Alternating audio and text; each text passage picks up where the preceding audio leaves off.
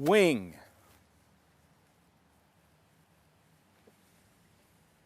It's obvious that not all of you realize the importance of the name of the Wing family to this area that we live in. Why, the Wing family was the most prominent, and if were not for a bottle of cheap wine and an Indian maiden, this town would be named Wings Falls. And you would all know the importance of the Wing family to this area. I am Halsey Wing, great-grandson of the noted Quaker Abraham Wing, who founded that town by the river before the Revolutionary War. As I was growing up, I tried to latch on to the legacy of the Wing family as being pioneers, as being a brave family, and tried to let go of those vicious half-truths about my great-grandfather losing the name of this town in a card game to Mr. John Glenn. Someone that I looked up to as having a sense of adventure and bravery was my grandmother, Polly McKee Wing. Now, she was the daughter of Abraham Wing II. She was a very brave woman. Let me give you an example. Down over by the Ridge Road, there was a swamp. It was called the Cedar Swamp, a horrible place. There were poisonous snakes, wild cats, wolves, all kinds of creatures just hungry for human flesh. Well, in 1780, Captain Carrollton came through this area with a bunch of Mohawk Indians and went on a rampage. What did Grandma Wing do? She took her children into that cedar swamp and kept them hidden there until Carrollton and the Mohawks left and moved on to Saratoga and Ballston. That's the kind of legacy I wanted to have as a member of the Wing family. I wanted to look to adventure and excitement. My parents, though, had a different thought. They thought that it would be better if I became an educated citizen, a good citizen. And so they sent me off to Lenox Academy in Lenox, Massachusetts to study law. From there, I went to Middlebury College and finally ended up at Albany Law School. I certainly did my best to make the world a better place. I was also privileged to write many noted and, if I might say so, quite cerebral law articles. I even got to serve a term as the Assistant Attorney General in Albany. Finally, in 1835, I decided to open up my own law practice, which I did in Brockton, and then moved on to Buffalo to continue. It was around that time, 1835 exactly, that I married Harriet Newell Walton. We got married, and I took her home to Buffalo to live with me. It was there we had our first child, Walton, in 1837. Now, even though I was being successful, I always had this nagging feeling that I should return home to Glens Falls. My father wasn't getting younger, and Harriet and I were having trouble raising our family without having an extended family nearby. Harriet had already been to Glens Falls twice. She went there 2 times for the birth of our second 2 children, George and Murray. So in 1841, we packed up, left Buffalo, and came to Glens Falls to live and raise our family. I was very glad I did.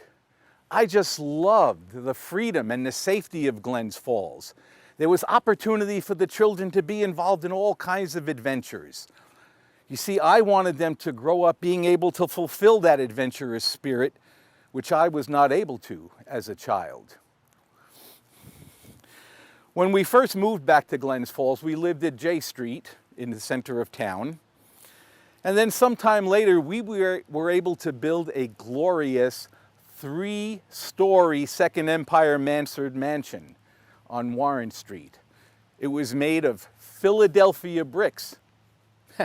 I remember when the bricks were delivered, Each one was individually wrapped in tissue paper. Now that home remained in our family until 1887. At that point it was torn down and the large piece of land was used to provide homes for many other people. It was the Proyne sisters, also the Hoop family, the Hydes, and the Cunninghams. All had fine homes on that lot in Warren Street. It was a great place to raise a family. I continued to further my law career. In the 1840s, I served as a county judge in the area. I bought into the Jointa Lime Company, which was a very successful business. And in 1852, I bought the Wing lumber mill. I bought it along with my brother-in-law, Taylor Lansing. I believe you met one of my competitors, Mr. Morgan. I'm sure he said fine things about me.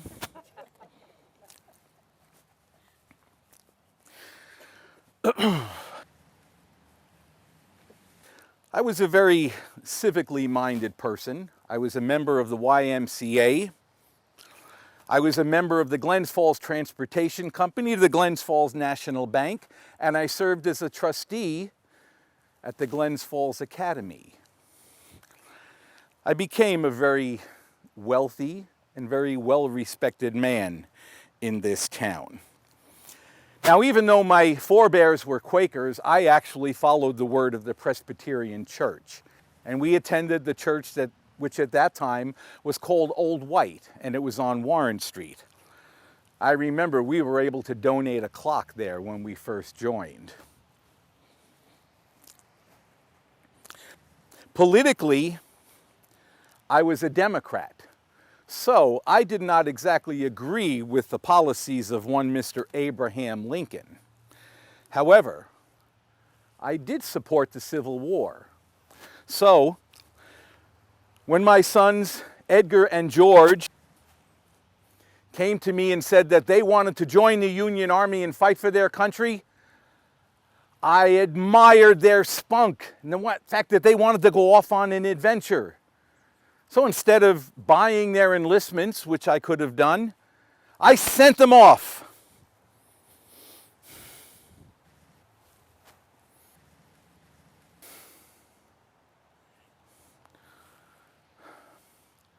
Little did I know, I would be sending them off to their deaths. Edgar was wounded at the Battle of Richmond. He was sent to Drury's Bluff Prison, where he died from his wounds. George was also wounded in battle. He returned home after the war, but at the age of 28, not long after that, he also died from his wounds.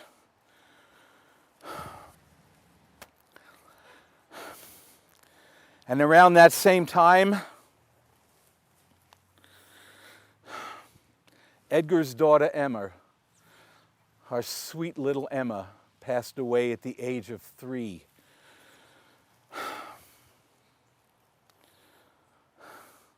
We erected this monument for all 3. All the money in the world couldn't stop the guilt from overcoming me. The guilt of me sending them off for an adventure. I could have paid a mere $300 and kept them home. But because I wanted them to have this spirit of adventure, I didn't.